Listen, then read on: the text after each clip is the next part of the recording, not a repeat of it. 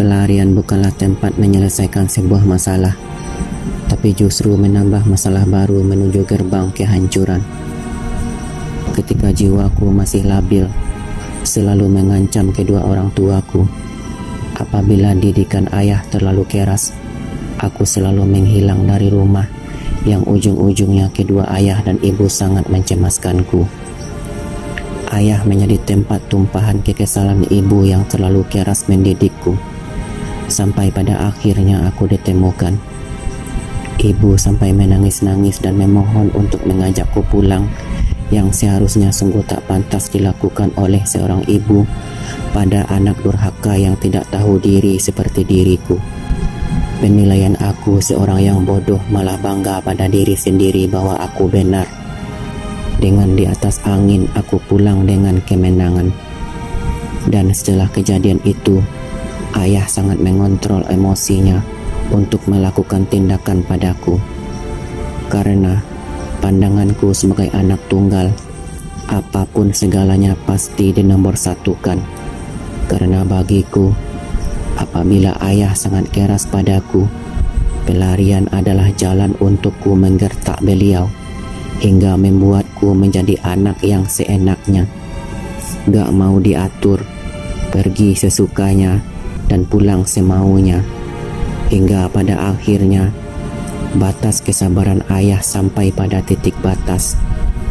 Malam itu, sekitar pukul 00, ayah menginterogasiku dengan pertanyaan yang berapi-api, karena aku yang pergi dari pagi, baru pulang larut malam.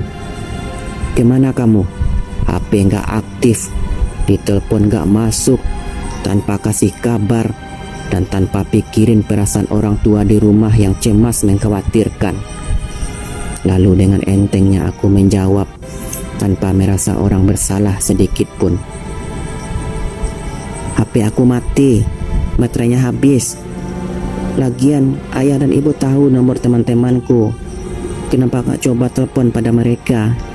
Dengan seenaknya aku gak tahu diri, menyuruh orang tua mencari pilihan lain untuk mencari tahu keberadaanku. Dan dengan santainya lagi aku menjawab, lagian, buat apa lagi sih aku diperlakukan seperti anak kecil yang harus dijaga 24 jam? Aku sudah gede ya, bukan anak kecil ayah lagi yang bisa diatur-atur semaunya. Aku sudah dewasa, sudah bisa jaga diri. Dan dengan berapi-apinya, tamparan tangan kanan ayah langsung melayang di pipiku. Ibu yang melihat sampai terkejut. Aku yang tak mau kalah juga berapi-api. Ini pipiku, tampar ya, tampar lagi kalau kau puas. Dan bunuh aku sekalipun kalau membuatmu merasa tenang hidup di dunia ini. Dasar anak jahanam. Ayah yang sudah di atas ubun-ubun langsung naik pitam, yang sudah dipegangin ibu. Takut terjadi perbuatan di luar batas yang tidak terkontrol. Istighfar pak, tahan emosi, kata ibu menenangkan. Lalu aku yang tanpa berdosa sedikit pun langsung beranjak pergi menuju keluar rumah. Dio, ibu sudah mulai cemas akan tindakanku yang berakhir seperti apa. Kemana kau? Kata ayah menyusulku yang masih dipegangin ibu. Tak perlu tahu kemana aku pergi. Terserah kemauan yang ku mau. Aku sudah bosan dan muak berada di rumah ini yang sudah menjadi neraka bagiku. Kau jangan pergi. Kali ini biar saya yang angkat kaki dari rumah ini. Kalau kau menilai ayahmu ini penyebab neraka bagimu, itu ibumu tolong dijaga baik-baik. Biar saya yang keluar dari rumah ini.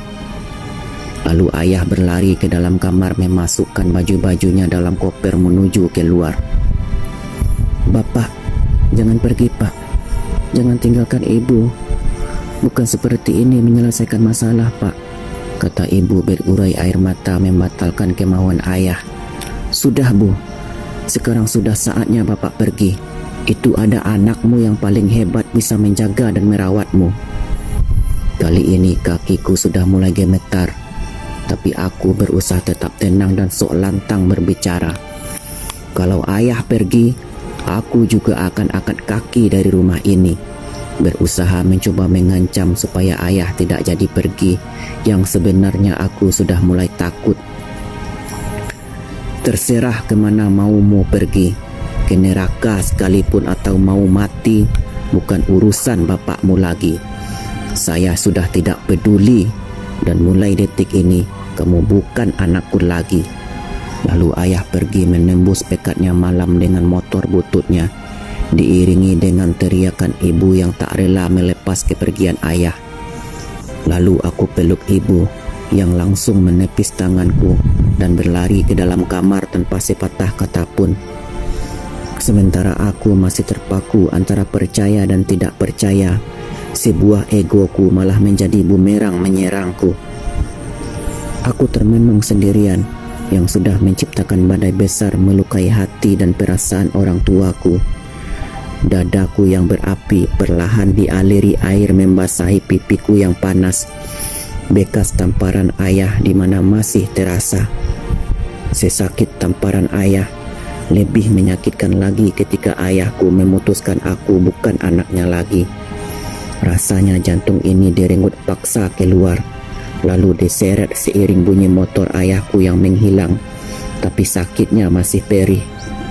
Seumur-umur tidak pernah ayah mengeluarkan kata-kata sesakit ini, di mana membuat ayahku sudah benar-benar murka atas perilakuku.